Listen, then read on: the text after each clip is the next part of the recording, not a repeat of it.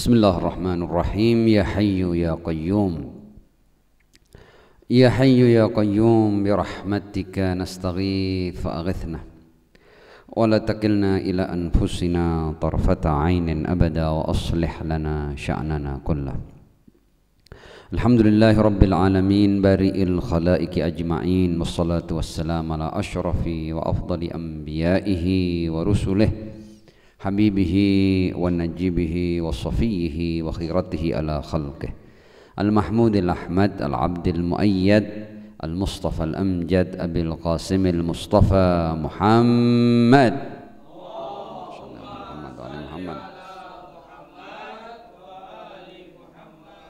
wa ala alihi at-tayyibin at-tahirin al-ma'sumin wa ashabihi al-muntajabin, siyama baqiyatillahi fil aradin, ajjalallahu ta'ala farajahu syarif wa ja'alna wa jami'al mu'minin wal mu'minat wal muslimin wal muslimat min adba'ihi wa junudi, amma ba'd. Ikhwani wa akhwatil a'izza, assalamualaikum warahmatullahi wabarakatuh. Alhamdulillah, pada malam hari ini kita bisa melanjutkan kajian tafsir kita. Kita masih dalam surat Al-Ankabut, ya. Mudah-mudahan malam ini kita bisa menyelesaikan tafsir daripada surat Al-Ankabut. Kita sampai pada ayat ke-60. Seperti biasa kita akan baca untuk kemudian kita masuk pada tafsir sederhananya. A'udzubillahi minasyaitonirrajim. Bismillahirrahmanirrahim.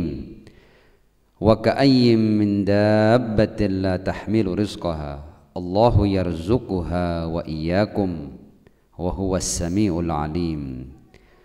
Wa la in sa'altahum man khalaqas samawati wal arda wa sakhkhara asy-syamsa wal qamara la yaqulunna Allah fa anna yufakun. Allahu yabsutur rizqa liman yasha'u min ibadihi wa yaqdiru lah, innallaha bikulli syai'in alim. Wa la in sa'altahum man nazzala minas samaa'i ma'an fa ahya bihil arda min ba'di mautiha la yaqulunna Allah qulil hamdulillah bal aktsaruhum la ya'qilun. Wa ma hadhil hayatud dunya illa lahwu wa la'ib wa innad daral akhirata lahiyal hayawan law kanu ya'lamun. Fa idza raqibu fil fulki da'aw Allah mukhlishina lahuddin falamma najjahum ilal barri idza hum yushrikun liyakfuru bima atainahum wa liyatamatta'u fasawfa ya'lamun. Awalam yarau anna ja'alna haraman aminan wa yatakhattafu an-nasu min hawlihim afa bil batili yu'minun wa bi ni'matillahi yakfurun. Wa man adlamu mimman iftara 'ala Allahi kadhiban aw kadzdzaba bil haqqi lamma ja'ah alaysa fi jahannama mathwan lil kafirin. Walladzina jahadu fina lanahdiyannahum subulana wa innallaha lama'al muhsinin. Shadaqallahul aliyyul azim. Kita masuk pada ayat ke-60. Ayat ke-60 berbunyi seperti ini. Wa ka'ayyim min dabbatin la tahmilu rizqaha. Yang artinya berapa banyak makhluk-makhluk yang bergerak yang mereka itu la tahmilu rizqaha, mereka tidak membawa rezekinya. Artinya mereka tidak punya kemampuan untuk menyediakan, ya, atau mendatangkan rizki bagi diri mereka. Allahu yarzuquha, yang memberi rizki itu adalah Allah. Allahu yarzuquha. Jadi binatang-binatang yang bergerak, yang melata itu Allah yang menjamin rizkinya. Wa iyyakum, rizki kalian juga Allah yang menjaminnya, yang menyediakannya. bukan dari kalian sendiri. Wa huwas samiul alim, dan dia maha mendengar lagi Maha mengetahui. Nah, ayat ini sebenarnya cukup jelas, cuma perlu sedikit diberikan catatan di sini bahwa manusia itu sebenarnya kalau dia mau sedikit berpikir saja, dia paham bahwa dia tidak menciptakan dirinya. Artinya dia tahu bahwa dirinya ini diciptakan. Dia sama sekali tidak punya peran apapun dalam wujudnya, dalam keberadaannya.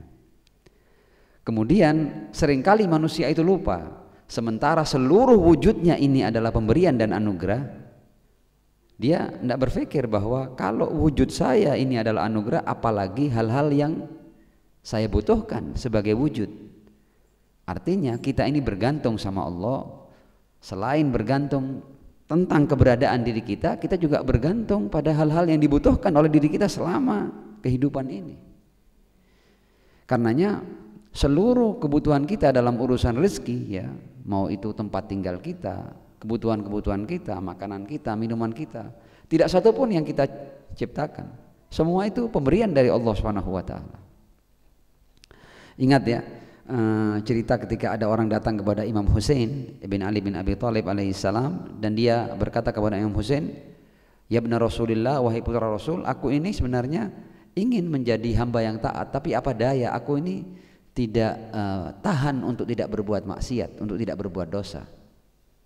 Kata Imam Husain, "Ya silahkan engkau berbuat dosa, tapi ada syarat-syaratnya." Nah, di antara syaratnya, kata Imam Husain, la ta'kul min rizkillah. Mulai besok kamu jangan makan dari rizki yang dari Allah. La ta'kul min rizkillah.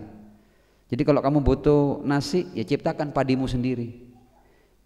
Kalau padimu itu butuh ditanam, ciptakan tanahmu sendiri untuk menumbuhkan padi itu.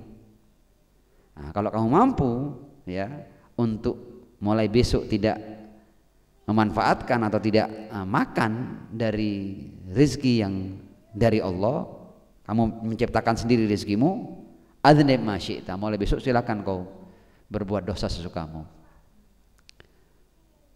Jelas ya? Jadi ayat ini hendak, sebenarnya ini sesuatu yang jelas, cuma seringkali manusia itu lalai akan dirinya, dia tidak sadar siapa dirinya.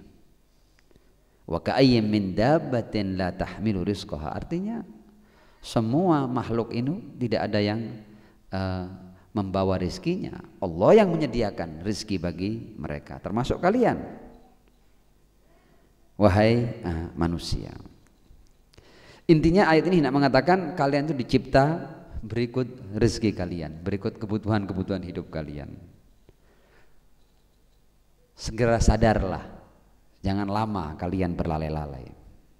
Ini maksud daripada ayat ini. Saya kira ayat ini tidak perlu kita dalami lebih jauh, cukup jelas. Kita akan masuk pada ayat berikutnya. Ar-Rasul sallallahu alaihi wa alihi dalam ayat ini diminta oleh Allah Subhanahu wa taala untuk bertanya kepada orang-orang musyrik itu. Wala in sa'altahum, wahai Muhammad, kalau engkau akhirnya bertanya kepada mereka, man khalaqas samawati wal ardh, siapa yang menciptakan langit dan bumi ini? Engkau tanya kepada mereka. Wa sakhara syamsa wal qamar, yang menundukkan matahari dan bulan. La yaqulunna Allah, mereka akan mengatakan bahwa yang menciptakan Allah, maksudnya Tuhan lah.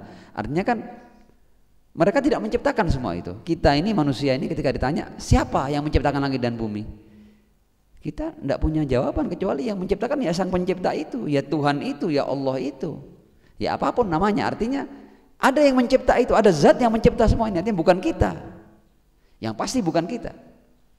La yaqulunna Allah fa anna yufakun, artinya ketika mereka menyadari realita yang seperti itu, bagaimana mereka bisa diselewengkan dari kebenaran, bagaimana mereka bisa berpaling, bagaimana mereka bisa menyimpang. Nah, tentang Tuhan ini Allah Subhanahu wa taala di Al-Qur'an mengatakan seperti ini, afillahi syakkun fatiris samawati wal ardh. Cuma ditanya dok tentang Tuhan itu, cuma ditanya dok di Al-Qur'an, apakah masih ada keraguan-raguan ya tentang zat yang menciptakan langit dan bumi? Kamu masih ragu? Harusnya kamu tidak ragu, pastilah ada yang mencipta. Ya. Nah, ayat ini hendak mengatakan ketika kalian menyadari bahwa ada pencipta, kenapa kalian tidak mengikat diri kalian pada pencipta itu? Kenapa kalian tidak patuh pada pencipta itu? Kenapa kalian masih mendengar yang lain-lain selain pencipta itu? Fa anna yufakun. Bagaimana kalian memberikan izin untuk bertawajjuh, menghadap, mengabdi kepada selain yang mencipta? Nah, jadi sebenarnya manusia yang tidak tunduk dan tidak patuh kepada Allah Subhanahu wa taala itu adalah masalahnya ketika mereka sudah kehilangan kesadarannya. Tidak berusaha untuk memahami bahwa dari mana keberadaan ini. Padahal kalau itu dipikirkan sejenak, direnungkan sejenak, manusia akan paham bahwa ada yang mencipta itu. Dan kalau dia menyadari itu, dia ingat itu, seharusnya dia mengikat dirinya pada sang pencipta, bukan pada selain pencipta. Fa anna yufakun. Jadi manusia itu ketika dia melupakan, artinya manusia ini makhluk yang aneh. Ketika dia menyadari bahwa dirinya dicipta dengan berbagai macam anugerah ini, bagaimana dia tiba-tiba melupakan sang pencipta itu, kemudian dia langsung terjun menjalani hidup ini, menikmati hidup ini tanpa dia berusaha untuk memahami, mengingat, ya, atau berterima kasih kepada yang mencipta semua ini. Fa anna yufakun. Bagaimana kalian mengizinkan diri kalian untuk menikmati hidup ini dan kalian melupakan yang memberikan kehidupan pada kalian, yang memberikan keberadaan bagi kalian? Fa anna yufakun.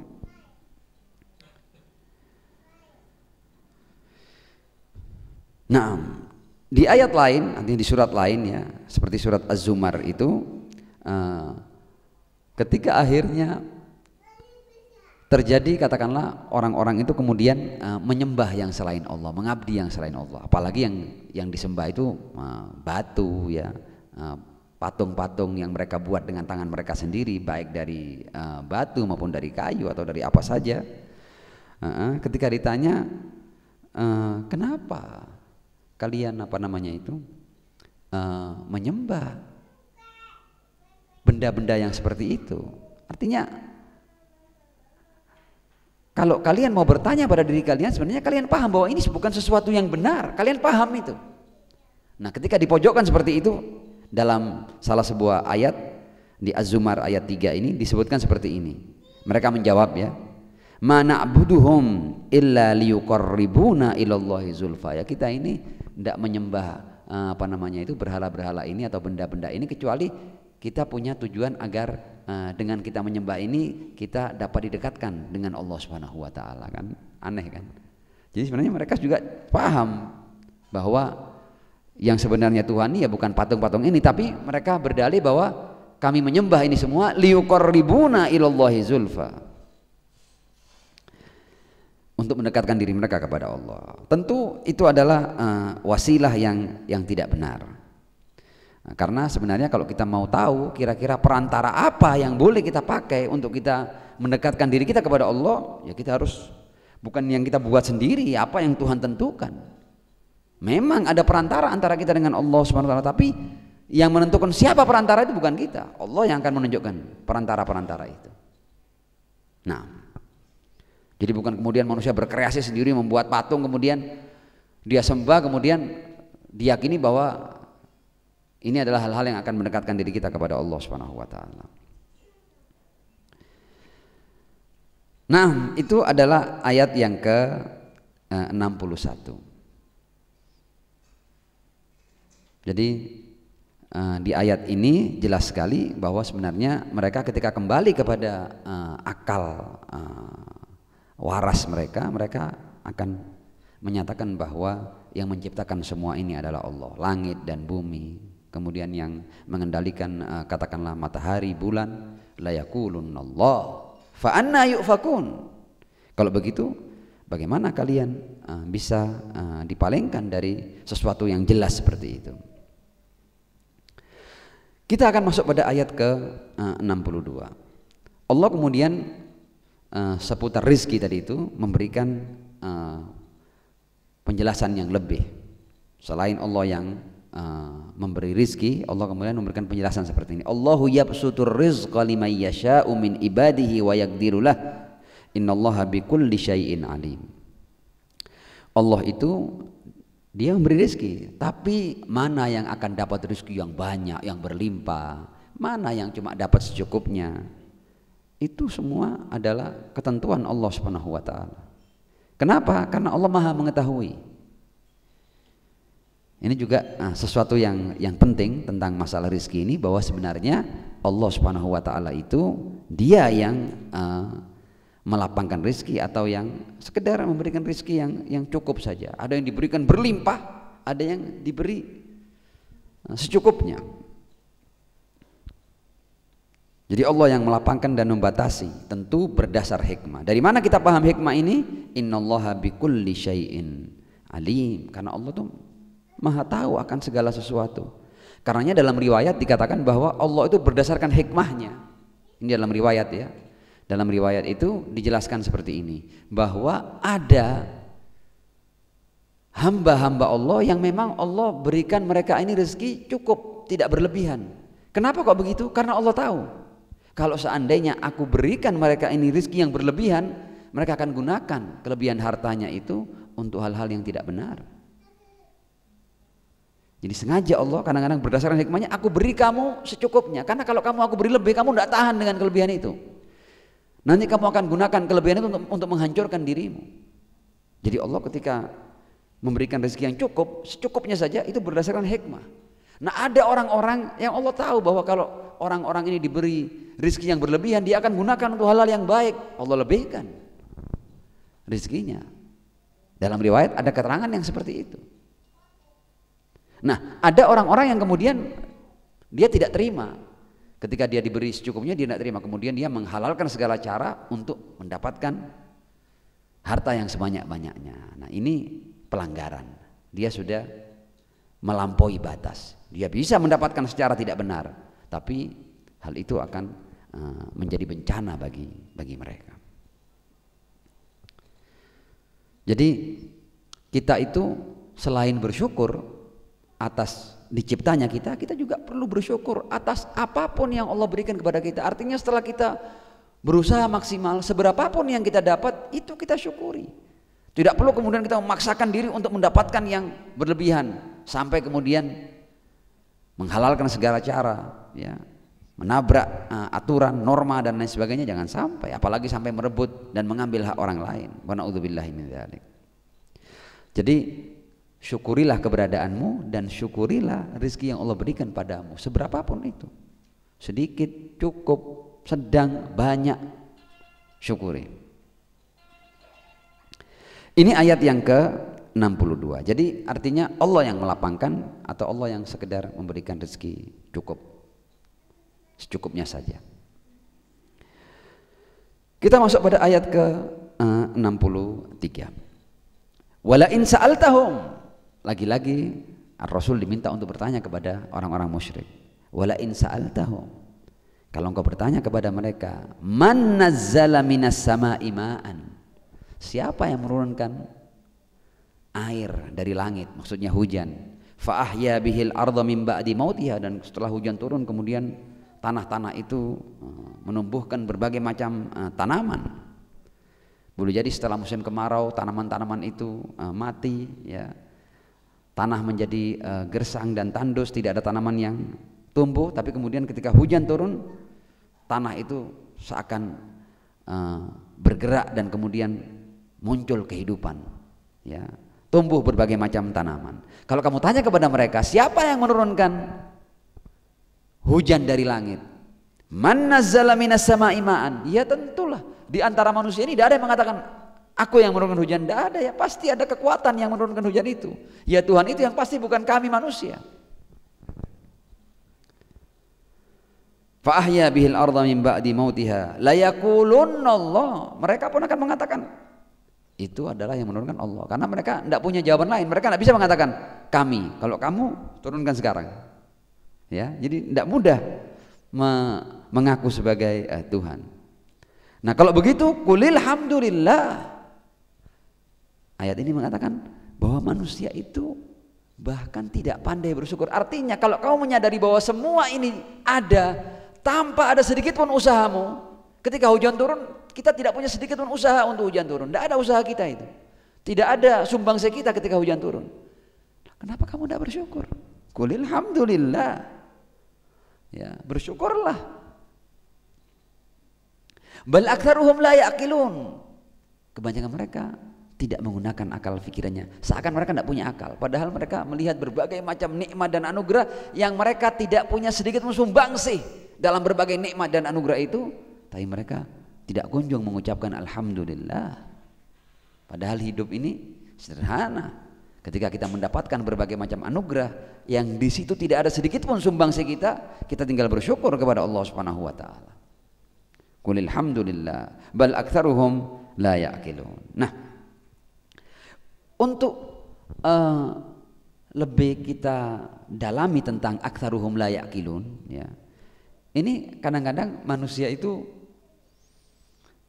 melawan melawan apa yang ada pada dirinya.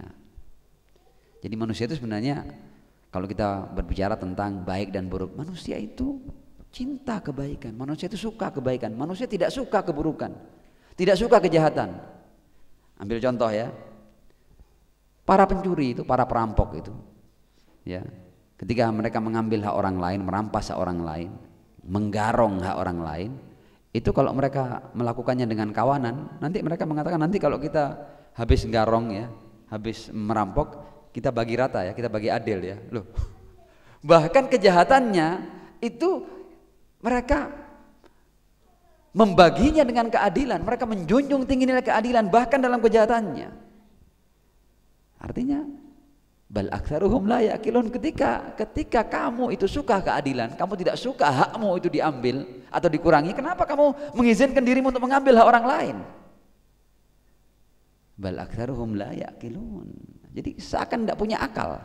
Jadi kalau ngambil hak orang lain tidak apa-apa, tapi kalau haknya dikurangi harus adil. Lu kan kamu tidak berakal, kamu ini. Kamu menerapkan standar ganda. Dan ini hanya contoh. Dalam banyak hal kita itu ingin diperlakukan baik, tapi kita sendiri tidak pernah melazimkan diri kita untuk memperlakukan orang lain dengan cara yang baik. Kita minta dihormati, kita minta dijaga hak kita minta tidak diusik, tapi kita membebaskan diri kita untuk melecehkan orang, menghina orang, tidak mempedulikan orang. Bal aktsaruhum la yaqilun. Ya. Banyak manusia itu yang dalam dirinya menerapkan standar ganda. Ingin dihormati, ingin dijaga haknya, ingin diperhatikan, tapi dia sama sekali tidak memberikan itu kepada orang lain. Dia hanya minta saja. Bal aktsaruhum la yaqilun. Nah, pada ayat ini menarik juga bahwa Allah Subhanahu wa taala yang maha segala-galanya itu ini berbicara tentang wasilah, perantara. Jadi Allah menghidupkan tanah-tanah yang asalnya gersang itu dengan apa? Dengan air kan? Dari ini ya, ayatnya ya. Wala in sa'altahum man nazzala minas sama'i ma'an. Allah turunkan air, ya. Fa ahya bihil arda. Allah dengan air itu menghidupkan tanah-tanah yang mati. Ini Allah berperantara enggak? Allah menggunakan wasilah air untuk menghidupkan tanah. Jadi sebenarnya urusan berperantara, berwasilah itu bahkan Allah menggunakannya, dan itu tidak ada kaitannya dengan syirik dan lain sebagainya. Enggak, Allah sendiri pakai perantara. Allah ini membuat kehidupan ini dengan perantara demi perantara. Nah, kita ini lahir, apakah Allah enggak sekarang Adam itu Allah cipta langsung ya. Tapi Allah melahirkan kita atau mencipta kita di muka bumi, apakah dicipta langsung? Enggak, kita melalui rahim ibu-ibu kita pakai perantara juga. Jadi semua ini perantara, dan itu tidak ada kaitannya dengan syirik dan lain sebagainya. Allah sendiri menerapkan perantara. Menarik ketika kita berbicara perantara ini, di surat Al-Baqarah ya, ayat 248 itu bahkan ini ayat ini kepada kelompok-kelompok yang suka suka sok melakukan pemurnian tauhid, dikit-dikit menundukkan syirik dan lain sebagainya, ayat ini rasanya ingin mereka hapus ayat ini. Kenapa? Karena di sini Allah mengajarkan tanda kutip syirik menurut mereka. Ini cerita tentang nabi yang datang setelah Nabi Allah Musa dan Harun dalam ayat ini. Ya, Al-Baqarah ayat 248. Wa qala lahum nabiyuhum, dan berkata kepada mereka nabi mereka, inna ayata mulkihi, ya tanda kekuasaannya, ayyatiyakumut tabut, ya nanti dia akan mendatangkan tabut. Tabut itu semacam peti begitu. Fihi sakinatum mir rabbikum, pada peti itu ada ketenangan, ada sakinah dari Tuhan kalian. Bayangkan Allah menjadikan peti itu, di situ ada ketenangan bagi umat loh ya. Syirik, apakah Allah mengajarkan syirik ini? Allah sendiri ngomong ini. Di mana Allah letakkan sakinahnya? Padahal kan ala bidzikrillah tatmainnul qulub. Betul kan? Dengan zikir hati-hati akan tenang. Tapi di ayat ini Allah mengatakan, nabinya berkata kepada mereka bahwa tanda kekuasaannya itu ayyatiyakumut tabut. Ya. Mendatangkan tabut. Apa tabut itu? Fihi, pada tabut itu ada sakinatun min rabbikum, ada ketenangan dari Tuhan kalian. Wa baqiyatun, di dalam tabut itu ada peninggalan-peninggalan mimma taraka alu Musa wa alu Harun, yang ditinggalkan oleh keluarga Musa dan keluarga Harun. Tahmiluhul malaika, bahkan tabut ini saking saking sakralnya, saking sucinya, sampai dipikul oleh malaikat, dibawa oleh malaikat. Jadi kadang-kadang Allah meletakkan sakinah itu pada tabut, dan ini bukan berarti perilaku syirik, karena Allah yang meletakkan di situ. Naam, inna fi dzalika laayatan lakum in kuntum mu'minin. Ini bahwa kadang-kadang Allah berperantara bahkan dengan peti untuk mendatangkan sakinah pada hati sebuah umat, sebuah kaum. Luar biasa ayat ini. Allah meletakkan ketenangannya di mana? Di tabut, di peti. Nah, tentu ini orang yang punya pemahaman picik tentang tauhid, ya pasti ini bahwa ayat ini adalah ayat yang Allah SWT mengajarkan syirik pada hamba-hambanya.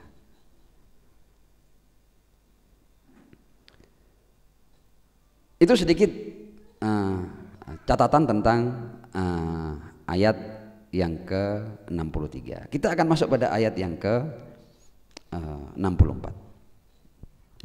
Wa ma hadhil hayatud dunya illa lahwun wa la'ib wa innad daral akhirata lahiyal hayawan law kanu ya'lamun. Ya. Di ayat ini dijelaskan bahwa kehidupan dunia ini adalah lahwun wa la'ib. Apa itu lahwun? Lahwun itu adalah sesuatu yang akan membuat kita itu teralihkan dari sesuatu yang serius ke sesuatu yang lain. Jadi lahwun itu adalah yang membuat kita lupa, yang membuat kita terlena atas sesuatu yang serius. Itu namanya lahwun. Contoh di Al-Quran ada alhaakumut takatsur. Kalian dilalaikan oleh berbanyak-banyakan harta, menumpuk harta. Hatta zurtumul maqabir. Kamu baru sadar nanti kalau kamu sudah masuk ke liang kubur. Jadi kehidupan dunia ini adalah kehidupan yang bisa membuat kita lalai atas masalah yang sesungguhnya, atas kehidupan yang sesungguhnya.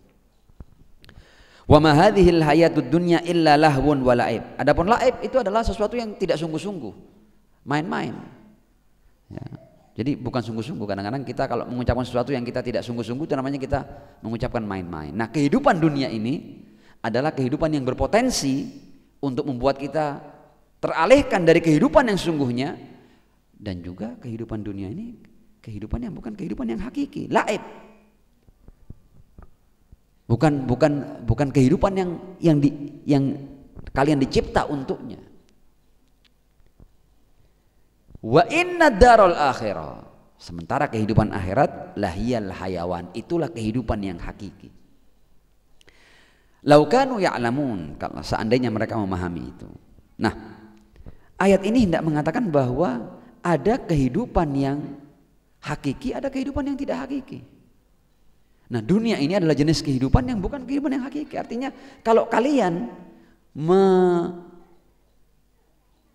memberikan seluruh perhatian dan konsentrasi pada kehidupan dunia, kalian hanya fokus pada dunia, ya kalian hanya mendapatkan sesuatu yang melenakan dan sesuatu yang bukan real, bukan kehidupan yang sungguhnya dunia ini. Di mana kehidupan yang hakiki? Wa inna daral akhirata lahiyal hayawan law kanu ya'lamun. Nah, dunia itu adalah kehidupan. Ada keterangan seperti ini. Kalau kita hidup di dunia untuk dunia, itu namanya lahun walaib. Kita hanya akan mendapatkan sesuatu yang tidak real, tidak sungguhnya. Kita hanya mendapatkan permainan, kehidupan yang akan berjalan sebentar selesai, lahun walaib.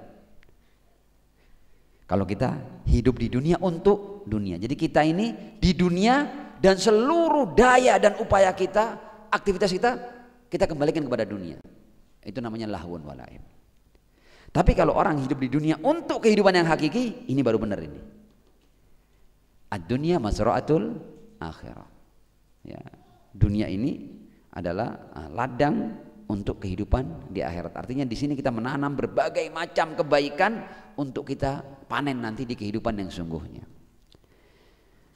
Nah, kalau kita hidup di dunia untuk akhirat, kita akan mendapatkan kebahagiaan yang sifatnya abadi. Seorang mukmin, ya, orang yang beriman, itu adalah seseorang yang pandangannya jauh ke depan dan dia punya pandangan yang tak terbatas. Orang yang tidak beriman, orang yang dia hanya memahami kehidupan, ya kehidupan di dunia ini, lahir, masa-masa belia, remaja, dewasa, tua, mati, selesai. Dia tidak melihat ada kehidupan pasca kehidupan dunia. Sementara orang mukmin itu pandangannya jauh ke depan. Dia punya pandangan yang tak terbatas, melampaui dunia yang sementara ini. Nah, dalam kehidupan dunia itu kita diminta untuk berusaha maksimal, ya, dalam berbuat baik, dan kita juga harus berusaha maksimal untuk tidak keluar keburukan dari diri kita. Dunia itu akan menjadi mazro'ah, ya, ladang bagi akhirat kita ketika kita mampu dalam kehidupan dunia yang sebentar ini kita memaksimalkan usaha untuk menjadi hamba yang terbaik. Apa hamba yang terbaik itu? Menebar sebanyak mungkin kebaikan, melakukan sebanyak mungkin kebaikan, dan meredam sebanyak mungkin keburukan dan kejahatan dari diri kita. Baru kemudian kehidupan dunia ini bisa berarti bagi kehidupan yang hakiki. Jika tujuan dan sarana itu suci, maka kita akan meraih kebahagiaan abadi. Jadi orang yang hidup di dunia tujuannya dunia, ya lahun walaib, dia dapat permainan, dia akan berakhir dengan kematian. Kalau dia hidup di dunia untuk dunia. Dan kalau hidup di dunia dengan cara-cara yang tidak benar, dengan melakukan berbagai macam kejahatan, menabrak semua norma dan nilai serta etika, ya dia juga akan menuai balasan dari dari kejahatan yang mereka lakukan di dunia. Karenanya kita harus mempunyai tujuan yang benar, yaitu kehidupan yang hakiki, dan juga selama dalam kehidupan dunia ini kita juga berlaku benar, berlaku baik. Jangan sampai kita menghancurkan diri kita sendiri dengan kejahatan yang kita lakukan atau keburukan yang kita lakukan di dunia ini. Naam, ayat yang ke-64 cukup jelas bahwa ayat ini hendak menegaskan bahwa jangan sampai kamu keliru memilih tujuan. Kehidupan yang hakiki adalah kehidupan akhirat. Dunia lahwun walaib.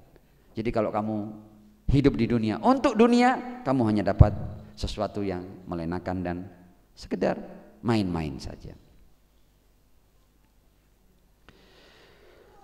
Kita akan masuk pada ayat yang ke-65. Ayat yang ke-65 ini adalah ayat yang sangat luar biasa, mempunyai makna yang sangat mendalam. Ayat berbunyi seperti ini. Fa idza raqibu fil fulki.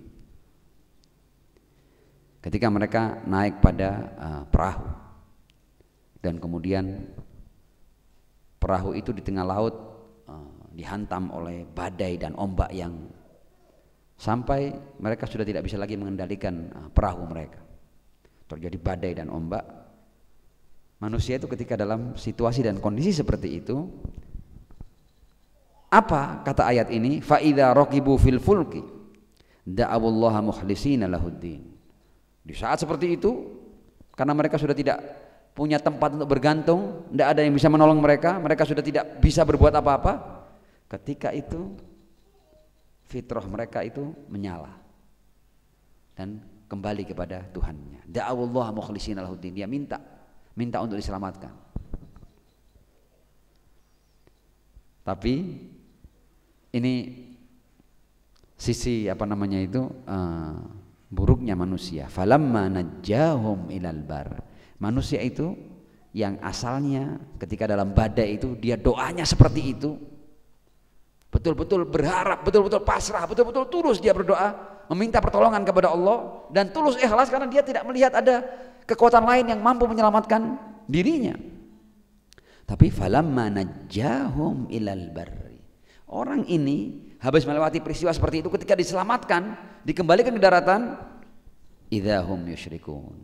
Kembali lagi mereka menyekutukan Allah Subhanahu wa taala, tidak lagi mengandalkan Allah. Masih mengandalkan yang lain dan bahkan Allah dilupakan. Fitrah kita itu Allah buat seperti itu. Artinya manusia itu ketika dalam situasi dan kondisi yang krisis, pasti fitrahnya akan menyala, automatically. Dia pasti ingat kepada Allah Subhanahu wa taala. Itu pasti sudah. Tapi kalau sudah keadaannya sudah lolos dari masa-masa kritis, dari masa-masa krisis ya, dari masa-masa situasi dan kondisi yang bahaya, lupa lagi. Ayat ini hanya perumpamaan, kan tidak semua kita pernah naik perahu kemudian dihantam ombak dan badai, bukan seperti itu. Artinya kita ini ya dalam situasi yang katakanlah saya ambil contoh dari ayat lain. Ada orang-orang yang dia berangan-angan, dia berharap seandainya aku punya kekayaan, seandainya hartaku berlimpah, ya, maka aku akan membantu fulan dan fulan, aku akan berbuat baik ini dan itu, ya. Tapi orang-orang ini ketika akhirnya diberi rizki yang berlimpah oleh Allah, mereka kemudian yang mereka angan-angankan mereka lupakan. Ada ayatnya di Al-Quran ini. Di surat At-Taubah ya ayat 76, falamma atahum min fadli. Ini orang-orang yang asalnya berangan-angan kalau punya harta yang banyak dia akan berbuat baik. Falamma atahum min fadli. Ketika diberi oleh Allah ya rizki yang berlimpah, bakhilu bihi. Mereka menjadi kikir. Wa tawallaw wa hum mu'ridun. Ya, mereka berpaling, sudah tidak ingat dengan apa yang dia angan-angankan ketika dia masih dalam keadaan tidak punya itu. Nah, artinya ayat fa idza raqibu fil fulki ini sama dengan falamma atahum min fadlih. Ada saat-saat di saat-saat itu biasa. Boleh jadi manusia tidak ingat kepada Allah SWT. Di saat-saat krisis dia akan ingat kepada Allah SWT. Di saat-saat dia tidak punya apa-apa, boleh jadi dia berpikir kalau seandainya saya punya harta yang banyak saya akan berbuat ini dan itu. Tapi ketika diberi falamma atahu min fadli bakhilu. Jadi seringkali manusia itu berdusta pada dirinya sendiri.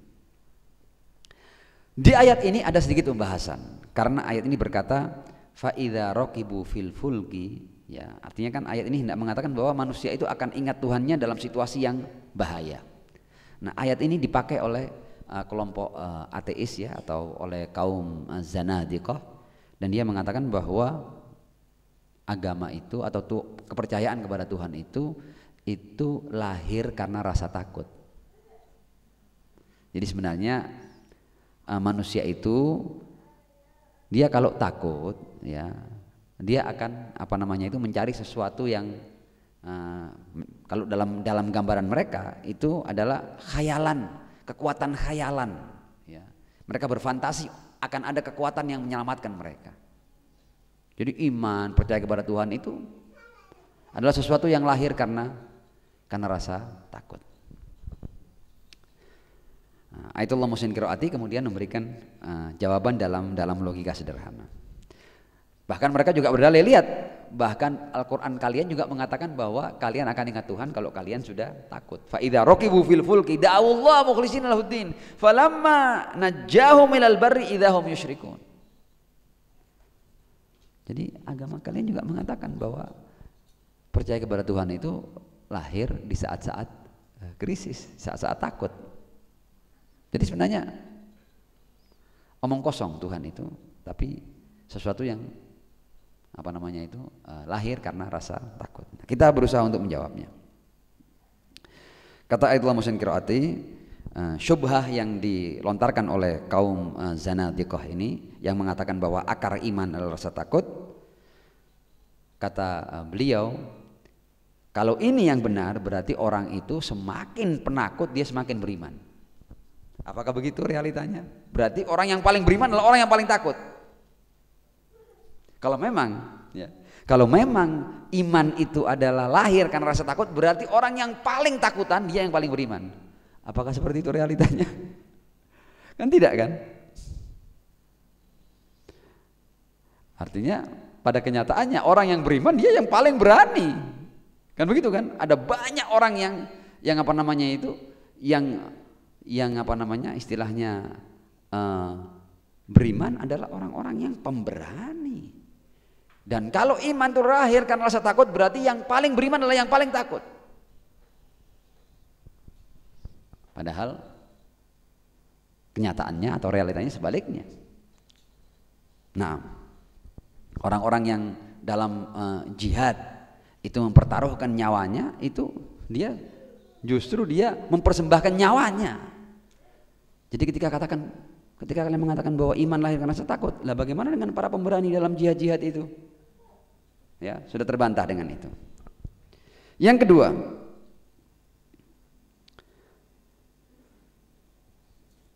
kalau memang iman itu atau iman kepada Tuhan, percaya kepada Tuhan itu lahir karena rasa takut, berarti ketika tidak dalam keadaan takut seharusnya iman hilang. Oh, ternyata orang-orang ini ketika beriman ya dalam keadaan apapun mereka tetap beriman. Kalau memang iman itu lahir karena rasa takut, berarti ketika mereka tidak takut mereka tidak beriman. Seperti itu. Dan kenyataannya tidak seperti itu. Keterangan lain, ternyata orang yang beriman itu selalu ingat kepada Allah Subhanahu wa taala, bahkan di saat-saat bahagia. Orang-orang yang beriman di saat-saat berlimpahnya nikmat yang mereka dapatkan dari Allah, mereka justru menunjukkan keimanannya.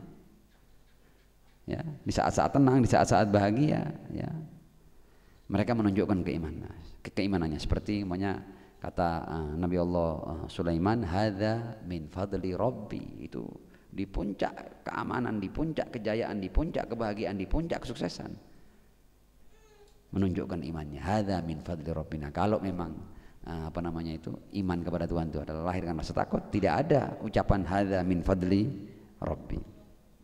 Nah, kemudian Ayatullah Muhsin Qiraati memberikan logika sederhana. Jadi cara berpikirnya orang-orang zindik itu seperti ini, dicontohkan seperti ini. Kalau ada orang yang takut kepada anjing, ya kadang-kadang kan dia sedia batu, kan. Jadi jika ada anjing dia sedia batu. dalam logika orang-orang ateis atau orang-orang zindik ya, ketika ada orang takut kepada anjing kemudian dia cari batu, berarti kalau orang itu karena takut dia ingat kepada Allah, berarti kalau orang takut kepada anjing dia cari batu, berarti batu itu ada karena anjing, ya kan? Kalau memang ada anjing kemudian kamu cari batu, dalam logika orang-orang ateis berarti batu itu ada karena anjing. Sama dengan jika kamu takut kemudian kamu ingat Allah, berarti iman itu lahir karena takut. Nah, kalau kita takut pada anjing kemudian kita cari batu dan pada kenyataannya batu itu bukan ada karena anjing, berarti iman itu bukan ada karena rasa takut. Itu sedikit logika sederhana. Kita akan masuk pada ayat yang ke 66 ya. Saya melihat terus ya jam, mudah-mudahan kita bisa selesai ya. Kalaupun lebih 1 jam kita tuntaskan karena sudah tinggal beberapa ayat saja. Kenapa begitu? Liyakfuru bima atainahum waliyatamatta'u fasawfa ya'lamun. Ya sudahlah, kalau memang mereka hanya ingat kepada Allah ya di saat-saat genting, di saat-saat krisis, ya silahkan mereka mengkufuri ya, tidak mensyukuri apa-apa yang aku berikan kepada mereka. Silahkan mereka menikmati, fasawfa ya'lamun. Nanti mereka akan mengetahui kira-kira akibat dari perilakunya itu seperti apa. Jadi sebenarnya mereka ini adalah orang-orang yang dia lalai atas keberadaan dan wujudnya dan berbagai macam anugerah yang sampai padanya. Dan ini orang-orang yang ketika dia tidak mau mengikat dirinya dengan Tuhan, dia orang-orang yang ingin hidup bebas, tidak mau terikat dengan aturan, tidak mau terikat dengan serangkaian perintah dan larangan, dan dia tidak ingin bertanggung jawab. Jadi orang-orang yang lari dari kenyataan, lari dari kebenaran. Nah, kita masuk pada ayat yang ke-67. Awalam yarau anna ja'alna haraman amina wa yutakhattafun nasu min haulihim afabil batili yu'minun wa bi ni'matillahi yakfurun. Tidakkah mereka melihat bahwa kami menjadikan tanah haram ya di Mekah itu adalah tanah yang aman, sementara di luar haram itu wa yutakhattafun nas min haulihim, ada banyak orang yang diculik, ada banyak orang yang ketika berjalan dibunuh dan kemudian diambil hartanya. Afabil batili yu'minun, apakah mereka mengimani yang batil dan mereka mengkufuri sesuatu yang nyata, nikmat Allah, berbagai macam anugerah, wujudnya, berbagai macam rezeki yang mereka terima. Apakah mereka mengimani sesuatu yang batil dan kemudian mereka mengingkari realita tentang wujud dan berbagai macam anugerah yang dia terima dari Allah Subhanahu wa taala. Nah, Allah Subhanahu wa taala memang menjadikan kawasan haram itu adalah kawasan yang relatif aman dibandingkan dengan tempat-tempat lain di luar haram. Kenyataannya bahwa di kawasan haram itu adalah kawasan yang betul-betul terjamin keamanan umat manusia. Sementara keluar dari haram ini orang sudah dibunuh, dirompak, diculik dan lain sebagainya. Apakah kalian tidak melihat tentang kenyataan yang kontras seperti itu? Bagaimana dalam wilayah ini terjadi keamanan dan di luarnya tidak ada keamanan. Bahkan ketika ada kekuatan seperti tentara Abraha ya yang hendak menghancurkan Ka'bah, ternyata akhirnya mereka hancur oleh kekuatan dari Allah Subhanahu wa taala melalui burung ababil ya. Makanya dalam surat li ilafi Quraisyin ilafihim itu bagian akhir falyabudu rabb hadzal bait alladzi at'amahum min ju'in wa amanahum min khauf, mengamankan mereka dari rasa takut. Intinya fakta dan realita bahwa kawasan haram atau tanah Mekah itu meskipun di tempat yang tandus ya, tapi entah Allah SWT menjadikan semua umat manusia itu menjadikan Ka'bah itu sebagai tujuan mereka ya. Kafilah-kafilah dagang silih berganti datang ke sana, dan bahkan ketika ada kekuatan seperti tentara Abraha hendak menghancurkannya, itu juga kemudian dihancurkan oleh Allah Subhanahu wa taala melalui sebuah mukjizat ya, kekuatan Allah lewat burung ababil. Dan ini adalah merupakan doa atau terkabulnya doa Nabi Allah Ibrahim alaihissalam ya, sang muassis Al-Ka'bah ya. Ketika di surat Al-Baqarah itu disebutkan seperti ini, wa idz qala Ibrahimu rabbij'al hadza baladan amina warzuq ahlahu minats tsamarat man amana minhum billah wal yaumil akhir. Artinya Ibrahim alaihissalam berdoa bahwa ya Allah, jadikan negeri ini adalah negeri yang aman ya, dan beri rizki penghuninya dari berbagai macam buah-buahan, tentu kepada mereka yang beriman. Man amana minhum billah wal yaumil akhir, yang beriman kepada Allah dan hari akhir. Nah, kenyataan amannya kawasan haram dan kota Mekah ini harusnya menjadi pelajaran bagi bukti bagi orang-orang musyrik. Nah,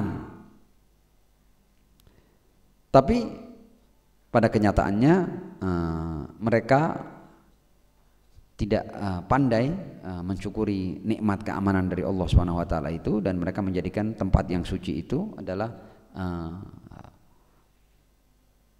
rumah ya bagi berhala-berhala mereka. Artinya sebelum akhirnya itu dihancurkan oleh Ar-Rasul sallallahu alaihi wa alihi, orang-orang musyrik Makkah itu membangun banyak patung di sekitar Ka'bah, dan mereka mendapatkan balasan atas apa yang mereka lakukan ketika mereka tidak mampu mensyukuri nikmat dari Allah Subhanahu wa taala. Ayat ini juga hendak mengatakan bahwa jika tidak beriman maka keamanan hilang. Oh iya. Tadi kan dikatakan di sini bahwa keamanan itu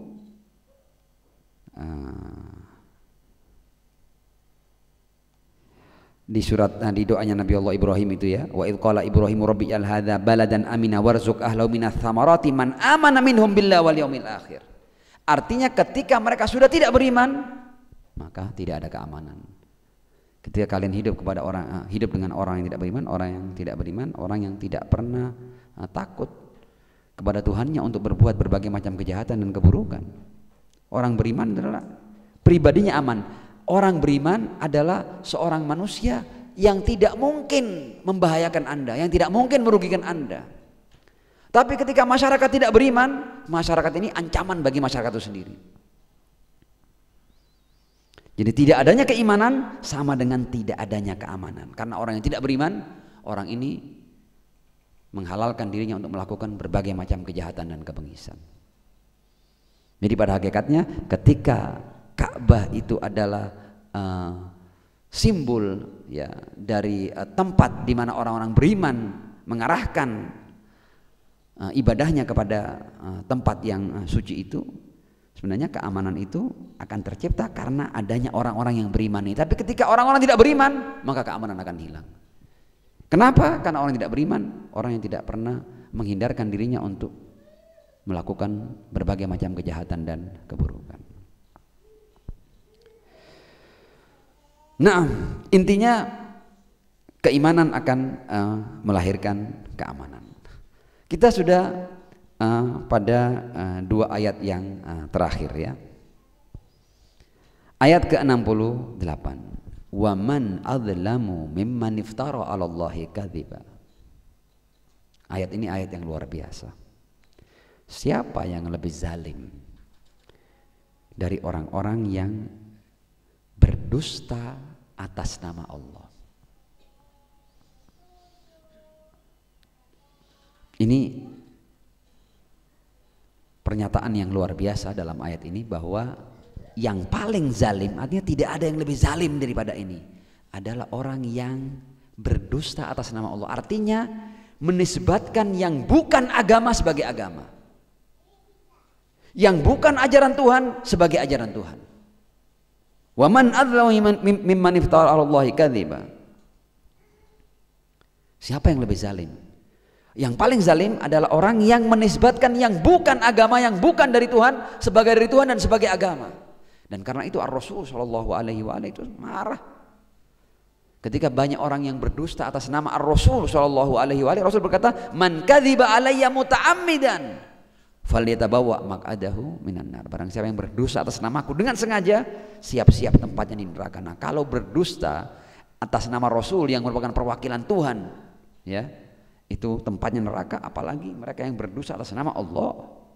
Dan karena ini peringatan kepada orang-orang yang menggunakan agama sebagai alat untuk tujuan-tujuannya, ini mereka berdusta atas nama Allah. Peringatan yang luar biasa dalam ayat ini. Wa man adzlamu mimman iftara 'ala Allahi kadziban. Jadi hati-hati. Kalian jangan mudah-mudah menisbatkan sesuatu pada agama. Yang bukan agama jangan disebarkan sebagai agama, yang bukan ajaran jangan disebarkan sebagai ajaran, yang bukan kata Rasul jangan diucapkan sebagai kata Rasul, yang bukan kata Allah jangan disebarkan sebagai kata Allah, karena itu adalah kezaliman yang paling puncak. Wa man adzlamu mimman iftara 'ala Allahi kadziban aw kadzdzaba bil haqqi lamma jaa'a. Dan juga termasuk kezaliman yang paling top adalah orang yang mengingkari kebenaran yang datang kepadanya. Ada banyak orang-orang yang karena egonya, yang karena fanatisme, yang karena kepentingan, yang karena kedudukan, yang karena ego, yang karena image, yang karena ini dan itu, kemudian dia mengingkari kebenaran yang datang padanya. Hati-hati. Orang-orang yang mengingkari berbagai macam kebenaran yang datang dari Rasul, ancamannya luar biasa. Apalagi mereka yang hidup sezaman dengan Ar-Rasul, bagaimana mereka mendapatkan kebenaran langsung dari Ar-Rasul kemudian ditolaknya, dilawannya. Itu luar biasa. Kezaliman yang paling puncak. Wa man adzlamu mimman iftara 'ala Allahi kadziban aw kadzdzaba bil haqqi lamma jaa'a. Mendustakan. Makanya itu berurusan dengan kebenaran, hati-hati. Kalau kita tahu benar, jangan pernah kita menolaknya. Karena itu kita akan menjadi orang yang paling zalim. Tidak ada yang lebih zalim daripada kita. Alaisa fi jahannam mathwal lil kafirin. Dan orang yang berdusta atas nama Allah atau mendustakan kebenaran yang datang padanya, itu disebut sebagai kafir dan tempatnya di neraka jahanam. Alaisa fi jahannam mathwal lil kafirin. Bukankah jahanam itu adalah tempat bagi orang-orang yang mengingkari kebenaran atau berdusta atas nama Allah Subhanahu wa ta'ala. Nah, saya dalam ayat ini ingin berbicara sedikit tentang syirik. Jadi sebenarnya waman adzlamu mimman iftara 'ala Allahi kadziban. Sebenarnya syirik itu orang-orang ini kan seringkali memerangi syirik yang sederhana, syirik yang paling ringan. Orang yang nyembah matahari, nyembah bulan, nyembah laut, atau nyembah api, atau katakanlah kemudian nyembah berhala, itu syirik. Itu syirik jelas itu. Tapi itu syirik yang paling ringan itu. Syirik yang berat itu ini. Syirik yang berat itu adalah ketika kita berani menempatkan diri kita pada posisi Allah Subhanahu wa ta'ala. Ketika kita berani melawan apa yang dari wakil Allah Subhanahu wa ta'ala. Kita mensejajarkan diri kita dengan Tuhan atau mensejajarkan diri kita dengan wakil Tuhan. Itu adalah kesyirikan yang akbar. Dan hancurnya agama ini karena ada orang-orang yang menempatkan dirinya pada posisi Tuhan, mengambil peran Tuhan, mengambil peran wakil-wakil Tuhan. Ini syirik yang luar biasa. Ketika mereka berani menyesatkan, ya, Ketika mereka berani berbicara atas nama agama padahal mereka bukan perwakilan resmi Tuhan. Merasa apa yang mereka pahami adalah kebenaran seperti yang dari Tuhan. Itu adalah syirik yang besar. Dan sebenarnya ketika kita berani mengambil peran Tuhan atau peran wakil-wakil Tuhan, maka kita telah melakukan syirik yang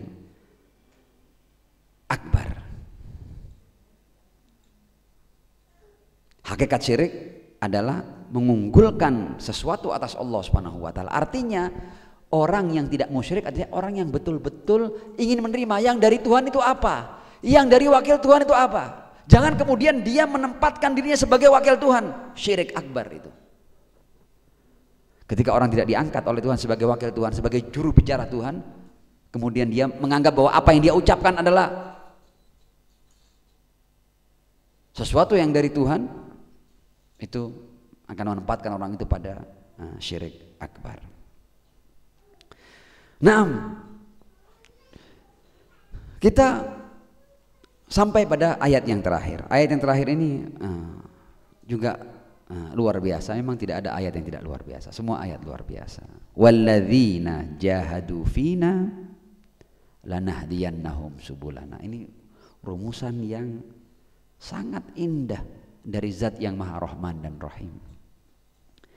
Ketika Allah berbicara tentang petunjuk, bagaimana kita meraih petunjuk? Ayat ini berkata, walladzina jahadu fina, orang-orang yang bersungguh-sungguh di jalan kami. Artinya orang yang bersungguh-sungguh ingin menjadi baik, orang yang bersungguh-sungguh ingin menjadi hamba Tuhan, orang yang bersungguh-sungguh ingin ada pada kebenaran, yang bersungguh-sungguh ya.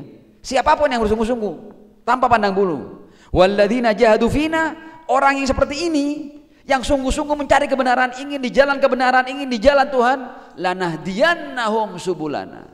Ini janji Allah dengan berbagai macam takkid, ya. Barang siapa yang bersungguh-sungguh di jalan kami, lanahdiyannahum, sungguh kami akan benar-benar menunjukkan jalan-jalan menuju kami. Lanahdiyannahum subulana. Kemudian bagian akhir daripada ayat ini hendak menafsirkan kira-kira siapa sih orang-orang yang jahadu fina itu? Apa sih kriteria orang yang sungguh-sungguh di jalan kami? Wa innallaha lama'al muhsinin. Tanda orang-orang yang sungguh-sungguh di jalan kami adalah orang-orang yang berbuat baik. Jadi kriterianya orang yang sungguh-sungguh di jalan Allah adalah orang-orang yang berbuat baik. Jadi kalau orang-orang yang tidak berbuat baik, berarti mereka tidak sungguh-sungguh di jalan Allah. Wa innallaha lama'al muhsinin. Jadi syarat mendapat hidayah adalah sungguh-sungguh ingin pada kebenaran, sungguh-sungguh ingin pada as-siratal mustaqim, sungguh-sungguh ingin pada kebaikan.